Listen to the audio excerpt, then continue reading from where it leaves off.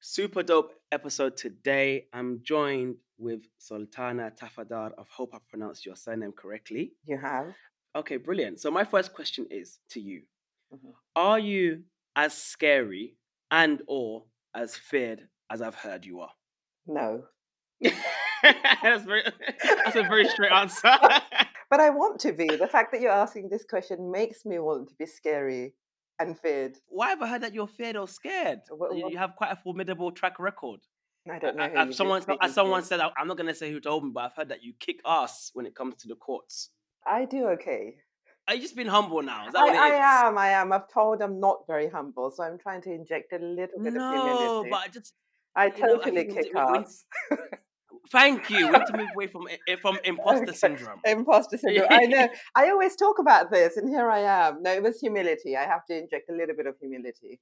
Okay, just a Just lay little. the Just foundation. Yeah, first impressions matter. So if people think I'm humble to start off with, then I can later on say as many outrageous things as possible, but people will think I'm still very humble.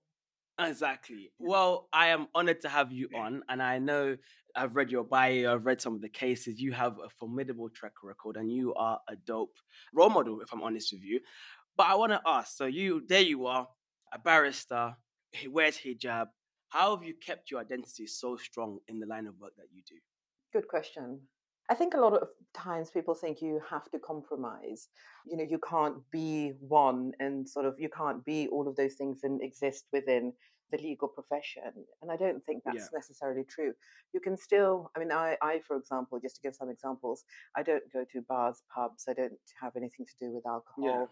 And that's one of the main ways people tend to socialize at the bar. And that's one of the main Yes. ways of also getting work at the bar.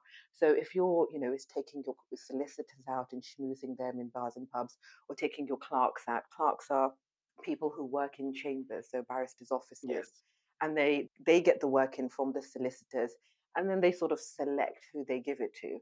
And so if you're not Mm-hmm. schmoozing the clerks, then of course you're not going to be on top of the list. So it's not supposed to necessarily work in that way, but in reality it does. And so, I mean, I Yeah. don't do that. So I have my own ways of, I work around it. I have my own ways of dealing with it. And actually, you can end up being more effective. And so, I mean, Okay. to give an example, I mean, during Christmas, for example, at my old chambers, Yes. everybody would buy like a bottle of champagne or a case of champagne for the clerks to celebrate Christmas, and they would just have stacks of this stuff in the corner of their room. And I would Yeah. just go out and get them some kind of a very nice sort of chocolate cake and leave it in the room for all of them to have. And in fact, because everybody buys the same thing, it just gets lost and they don't remember it. But they remember the cake that I bought and how much they enjoyed it. And so I do the same with solicitors rather than giving them, alcohol for Christmas Yes. or any occasion. I do the whole cake thing. And in fact, I also drop by the solicitor's office to give it to the hand deliver it. And again, it's an opportunity for you to sit and talk to them in a bit more of a relaxed environment. And again, that works because they remember you. So you being different isn't a disadvantage. It can be total. I mean, it can be completely used to your advantage. You're standing So are out. you totally? But are you saying categorically that there's no advantage, or categorically that you, in any circumstances, that you'd have to sell out, as it were?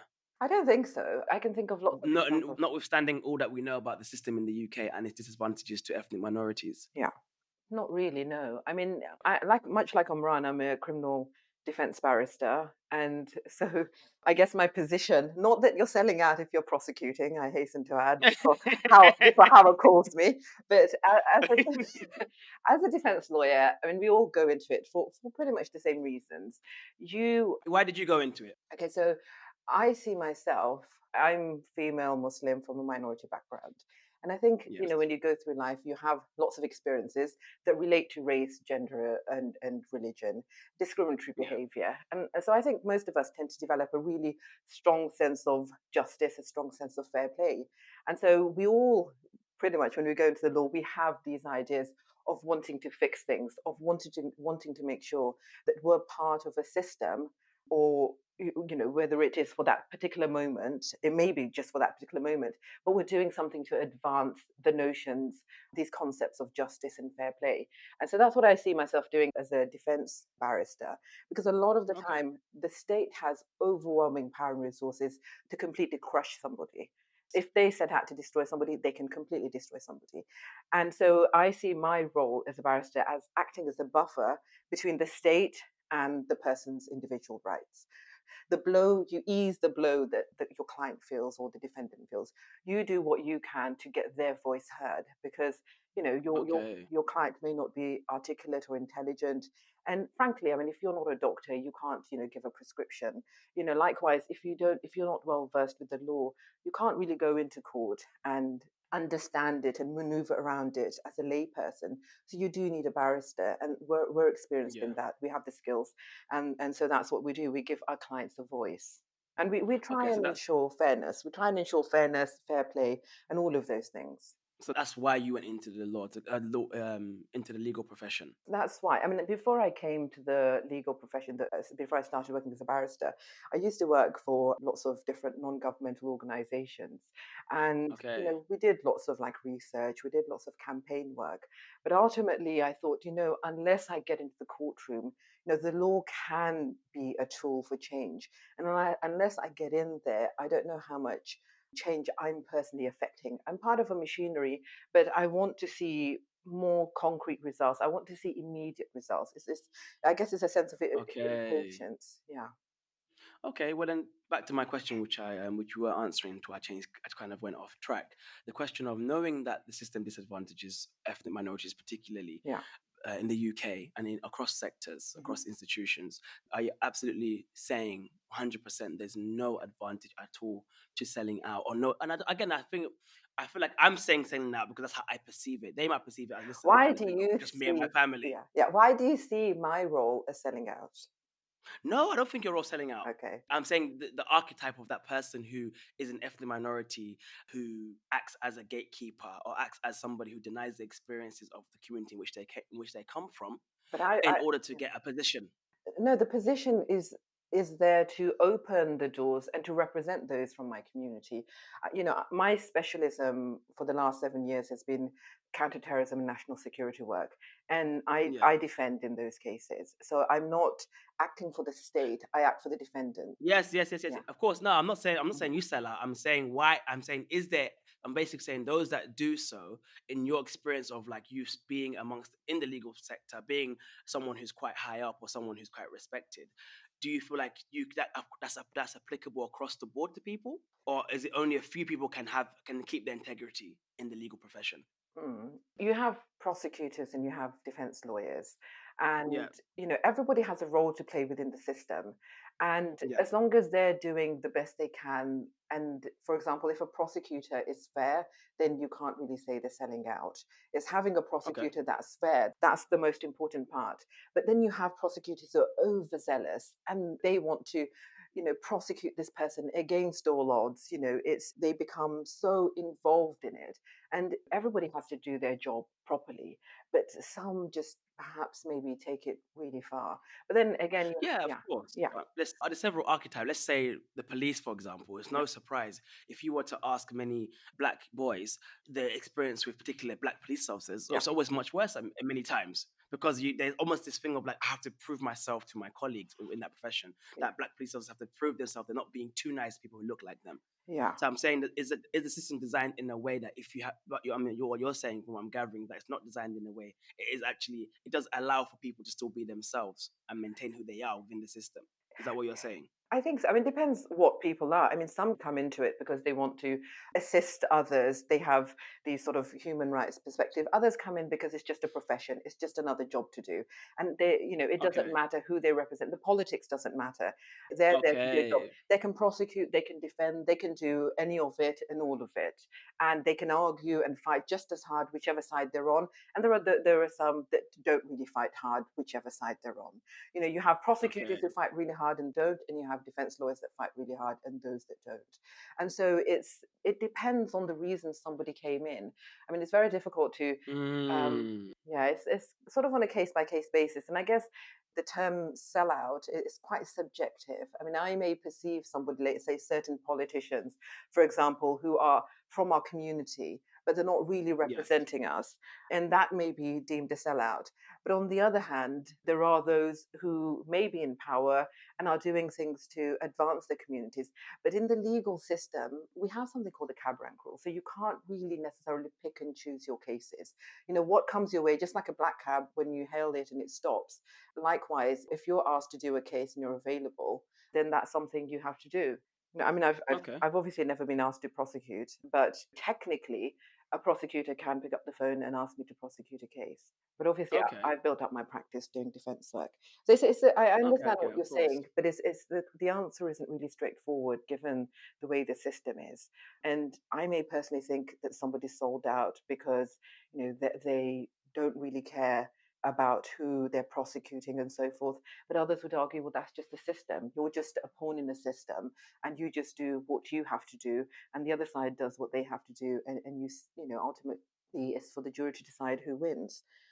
And so if Yeah. all Fair, parties fair don't enough. do Fair their enough. job, yeah, Fair enough, fair enough. And in terms of you doing defense work, a question that I previously asked one of our previous guests, who's our mutual colleague or uh-huh. friend, Yeah, Amran, Imran. do you have any kind of conflict of like morality when it comes to defending certain cases, or when you read their files and maybe it may have been a violent crime, or maybe been, I don't know, I'm not sure particulars of the cases you've been involved in, Yeah. but would you ever find that to be a conflict of morality on your part? I struggle, if I'm completely honest, I struggle with sexual offences. So, Oh, okay. yeah, unfortunately, I haven't had to do a vast amount. So, like as I said, the last 7 years I've been in a particular doing work of a particular of a specialist nature, but I have Yes. done some work, and it is something that I really did struggle with because I personally start off from the position of being sympathetic to the woman, to the victim, to the complainant, Of course. and that's just a natural sort of instinctive position I generally hold. And so Okay. when it comes to defending somebody who's been accused, it's something I sort of really struggle with.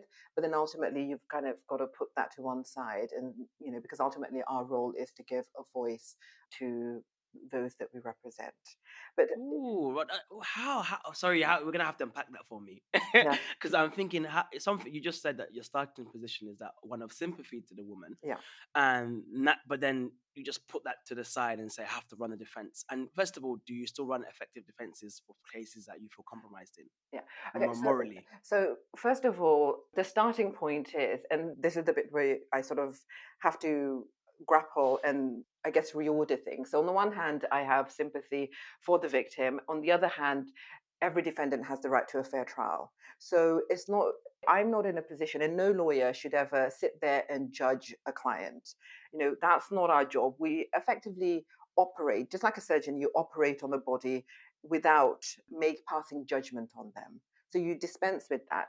And what you do is you have to clinically look at a case and you will say to a client, these are the strengths in your case and these are the weaknesses in your case. Okay, so you weigh it up for them. You can say, look, it's quite strong, like 90% strong, and sort of this little bit here is weak. So this is you give them Okay. an assessment, they decide what to do if they want to plead.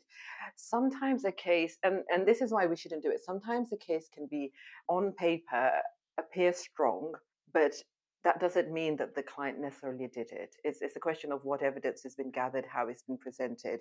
But the client, the lay client, the defendant may have another side of the story. I mean, I remember. I mean, this is going back a very long time ago, but I Yeah. was instructed on a rape case. And Okay. I read the witness statements, the victim, the witness statements, the complainant statements, and it was Yes. seemed quite harrowing on the face of it. And so I thought, gosh, this doesn't look great. Anyway, let's meet with the client. And so it was two sisters who were making allegations of rape, saying that they were married, their husbands were abroad, their father, who's very elderly, had brought them over, and they had Okay. children. And he was a neighbor who was effectively helping them, to get, housing benefit or whatever it was, whatever they needed, he helped them. And that, whilst doing all of this, he was also raping both of them. And so I met with the client, and it was interesting because the account I got from him was, of course, Yeah. different to what they were saying. But as a barrister, as you're building a defense case, you've got to look at all the gaps in the case and say, well, what about this? What about this? What about that? And what about this? And to be honest, he had good answers. And in the end, we sought disclosure. So disclosure is where you ask the prosecution to serve some documents on you. And we also Okay. obtained other documents. And it actually, in the end, transpired that he was actually in relationships with both of the sisters. And so they'd found out, and Oh, and they had given a really good kind of story. alibi. Yeah, they effectively backed each other up because they were mad that he was seeing both of them, Oh you know. wow. And we had Blah. pictures of, Is yeah. this court or is this Jeremy Kyle? This This feels is like a Jeremy good cup of Kyle. I know. tea. I know. And so, yeah, and ultimately the prosecution dropped the case because there was so much evidence to the contrary that we managed to unearth, which showed that actually it Yes. was the case. And actually, and that was very early on in my career. And I thought, you know what, this is precisely the reason why we shouldn't pass judgment on any client. If they tell me they haven't done it, then that's what we say to the court, and we represent that case. We're not there to dispense judgment. We're not there to say, oh, but you definitely did it, and Oh, I can't. I'm having a attack of conscience. I can't represent you. You can't. but my next question to that then would be, okay, fair enough. You can't judge a client, but if they said they haven't done it, but you believe in your heart of hearts that they have, Yeah. then what? That's irrelevant. How can you though? I mean, the example I've just given is one where, in my heart, I thought, "Gosh, because I have this instinctive sympathy for anybody who complains about any kind of sexual abuse." For me, I struggled with it, but when I met the client and when I spoke to him, it completely transformed the whole thing. Okay. So that's why it's important, because we're there effectively as their representatives. If they say they haven't done it, then that is what you advance in court. If they say Okay. they have done it, that's different. Okay, so not what I believe in my heart, because what I felt in my heart was wrong. And so if they tell me, though, they've done it, then what we can do for them as barristers is very different. So I can't go to And that court, for is? example. It is very different. So if, for example, Momadou, when you're acting in self-defense after being attacked, Hypothetically. Hypothetically. hypothetically, when a white racist throws the first Yes. blow and you And respond, I you dodge, dodge, obviously. and then you Yeah. act in self-defense of yourself and undoubtedly others.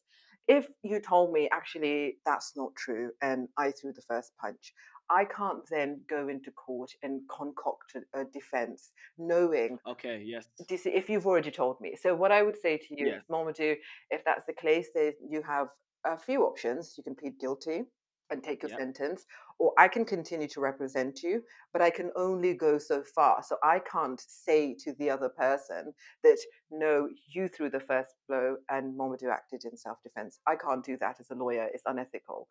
And the Okay. third thing is, you can just sack me and get a fresh new lawyer and don't tell them you did it. Okay, good. Yeah. This is that legal advice? Yeah. Yeah, yeah, don't hold me to it. I'm gonna have a disclaimer at the end of all of this. Definitely, I'll put it in the comments as well. Yeah. People don't think we're kind of giving them this as legal advice. It's just a conversation, I guys. know Just a that a lot of conversation. people ask this question: how do you represent those that are guilty, that you believe are guilty? Belief doesn't matter because you could always be wrong. The evidence in court doesn't. Fair enough. The evidence in court isn't necessarily the whole truth. The evidence is a snapshot that the police have managed to gather. And that's Hmm. it. There are other things that may be inadmissible. There may be other things, so it can't be admitted as evidence in court. There may be other things, for example, that the police haven't managed to gather, which could have shed a different light. And that's why you'd never, it's not our role to judge. We act as their Fair enough. as their mouthpiece. It's just a job. It's a job, yes. It's the role that we have to play, and we've got to It's be. a role. Mhm, Fair enough. But I don't want to kind of mhm. diminish the role that you play. I think it's an important one. Thank you. In terms of in the UK context, what's your view on the police? I've come across one good police officer. Okay, that's good. That's good. Just the one. I think it was in relation to a murder. I found that he was very sort of impartial, and not that he was determined, he was focused, but he didn't break down and cry when people were acquitted. And I think that's good Oh, because okay, okay. people have a role to play, and you've got to be fair. But what's my view of the police? Do Yes. you want Well, to? so my view is known. I don't work with them, so maybe you can give me the inside story from my perspective. I think Yeah. that it's like maybe 90% 10%. 10%, 90 are terrible. No, maybe like half are terrible, 40 are just there trying to do something, and 10 are okay. But even me, that's just me being generous, because my experience with the police Yeah. on the largely have been quite negative, if I'm Yeah. honest. Well, So, yeah. but Well, you work with them. yeah. I don't work with them. I Oh, work. sorry, don't work with them. You're right. I don't work with them. I defend. So I'm always But you interact with them, no? You have interactions with them. interactions in the sense when they're in the witness box and I question them, I cross-examine them. That's my interaction. Yeah. Ooh, I can I get invited to watch you in don't. court? You're most welcome to come.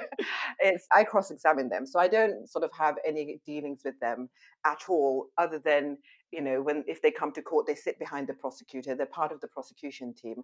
I don't directly liaise with them. I speak to the prosecutor. If the prosecutor needs something, he gets it from the police. The interaction I Mhm. have with the police or security services is when I cross-examine them when they're in the witness box. Ooh, well, let's do it for our beautiful and amazing listeners. Yeah, I'm a police officer on the witness Yeah, box. I'm a police officer in the witness box who has said that I pulled over this group of young black males and the car smelt of weed. yeah. How are you cross-examining me? Well, I had that actually, and let me tell you, this is quite a funny story. I mean, I had this very early on. I mean, a lot of the cases when you're a junior barrister, you get a lot of these cases where every black Yeah, man is smoking weed, and they just happen yeah, to drive past and smell it. And so I had one of these cases. And what's really interesting is when you have like about five officers saying the same thing, how do you negate that? Because yes, the jury will say, "Oh, police officers, they're law enforcement officials. Of course, everything they say is gospel. How do you yeah, even break that into something else? How do you find the gaps?" And so I had, yeah. I think it was three or four police officers in this particular case who said exactly that. And so the first police officer came in. I said, and he gave his name, and I said, "Is this your statement?" He said, "Yes." I said, "Have you spoken to anybody before drafting your statement?" "No." "Have you discussed the contents of your statement before drafting it?" "No." "Did you sit with anybody when you were drafting it?" "No." "Did you have any contact with anybody whilst you were drafting your statement?" "No." "Have you discussed the contents of your But why? statement?" I'm not even in the witness box, and you're making me sweat. Yeah. I'm not even on trial here, and I'm the one that's sweating. That's good. And so I said, "Okay, well, let me read your statement." And so I went through it line by line. I said, and this is in front of a jury. And I said, "So this is the first line." I read it out. Is this what you have in front of you? Is that your statement?" He said, "Yes." I read second line, third line, fourth line. I read a whole page of a statement. I said, "Everything that I've read out, is that contained within your statement?" He said, "Yes." I said, "Are you telepathic?" He said, "What?" I said, "Do you have the power of telepathy? Do you read minds?" He said, "I'm sorry, I don't understand." I said, let's assume he's PCX. I said, "I've just Yes. read out PCZ's statement line by line, and you seem to have exactly the same statement word for word. You didn't sit with anybody, you didn't Oh my discuss it with god. anybody." Oh, I love that. Thank you. It was good fun. I enjoyed it because he didn't have an answer. And of course, he had to say he's not telepathic. And then it was fun because then we got PCZ to come in and we did exactly the Yes. same thing. And so you had three or four police officers coming in who, and we did the same sort of thing to them. And so we were acquitted in 20 minutes. And it was at Snaresbrook. Wow. Omran, we're pleased to know, it was Oh, at that's Nesbrook. Our good old trusted friend. Snaresbrook. Yeah. That's amazing. That's amazing. I love hearing those kind of stories. So, in what you do and how you do it, does representation matter in your opinion? Does representation matter? Yes, definitely. I mean, it matters. There are lots of ways, I guess, the question could be interpreted. Does having good representation matter? So, having good lawyers Okay. represent you, that matters. Because it can alter the outcome, good defense lawyers can alter the outcome of a case. Yeah, I do mean more in specifically terms of representation in terms diversity. of Yeah. yes. Yeah. No, that definitely matters. Diversity matters in any profession, in any job, because when you have people from diverse backgrounds, they bring a fresh, new approach to things. It's Of innovative. course. They look at things in a way that others may not have looked at. And it definitely matters. You have juries which are mixed, and you can appeal to a mixed jury if you have, somebody from a BAME background. They can appeal Yes. to it. They have a certain appeal to a jury. It matters on so many levels. It matters from even a business perspective for chambers and solicitors firms to take on people from minority background. Because sometimes when a client walks through the door, they want to see somebody like them. Hmm. They want to feel comfortable speaking to somebody like them. That this person will, we have shared experiences, and so they will understand where I'm coming from. It matters. And I was also going to say, I mean, it matters in the sense that when you have lawyers coming from diverse backgrounds, I mean, coming from BAME backgrounds, I personally find that they fight much harder as well because Okay. My next question was, me as a black person, would I prefer, if, let's say if I go to a court that's notoriously known to have an all-white jury, or yeah. knowing what we know, would I not prefer to have a white barrister defending me then? Yeah, I mean, the similar logic is in a rape case. Sometimes the defendant he wants a female representing him, Yeah. and actually, I had a lot of this in counterterrorism cases where people assume that I may not be the right advocate because if I'm visibly Muslim, then I'm effectively showing or giving the impression that my client is just such a hardcore sort of radical that he'll only have other Muslims representing him. And so sometimes there have been cases where Oh, they okay. decide to do exactly that, go for, and they literally ask for like a white Jewish barrister. So that does Yes. happen, and that has happened. They can do that, and if they think the barrister's good, they can take their chances. But I don't think, and again, I've acted in lots of terrorism and national security cases, and I don't think that the juries have found against my clients because of me, or and there have been Okay. cases where we've been acquitted. And sometimes, I mean, there have been cases where I've almost become the authority on certain topics, and the jury and the judge would look to me to explain certain concepts to them. So you can overcome all of those things and build a Wow. relationship with the jury. Jury advocacy is a very different ballgame because you're talking to an audience that can't talk back to you. And so you have the use certain tools, certain techniques to build a rapport, build a relationship with the jury so that they trust you. I think that's the main thing. And even if Wow. they may set out, if you're, let's say, I did a trial, I was partly sort of co opted into this trial. It was the July the 7th bombings. Wow. Yeah, so we had, and this was So very, you've been in the game for a long time. You don't. I'm gonna. just don't You don't look calculate my age. old. Thank you. Thank you. I'll take that. I Let's stop there. Let's not go get into any further discussions okay. about time. Case But closed. yeah, but so we can revive that later on. So the July the 7th bombing, and there were three defendants there who were accused of being part of the conspiracy to cause explosions. And as we know, there were Wow. explosions in the underground. And so the Yes. ones that were directly involved obviously died, and these guys were said to be part of this conspiracy where they themselves didn't go on the trains, but they were part of it. They knew what was going on and they assisted in it. And so, and Okay. this was an all white jury, if I remember correctly, the first trial, and it was at Kingston Crown Court. And so, Kingston, Okay. I guess, is middle England. So, the jury pool you get from there is very white, very middle class. And in the first trial, the jury, and so I was a junior barrister in that trial, and there was another Muslim barrister as well on that trial. So the verdict on the first trial, they were hung jury, so they couldn't make a decision. And on the second one, they came back with a Mm. not guilty verdict. So I Wow. don't think it matters. I think as an advocate, when you go in, your job effectively is to cloak your client with a veneer of respectability. And Okay. irrespective of what race, color, gender you are, if you can do that, then your client has a good chance of doing well in the trial. So people can say, and sometimes people used to say this to me when I was very junior and I was at Yes. another different chambers, and I sort of draw the distinction because where I am currently, the clerks are very good. But in the previous set of Okay. chambers, they would say, well, I mean, sometimes they would say it, but a lot of the time it was more insidious.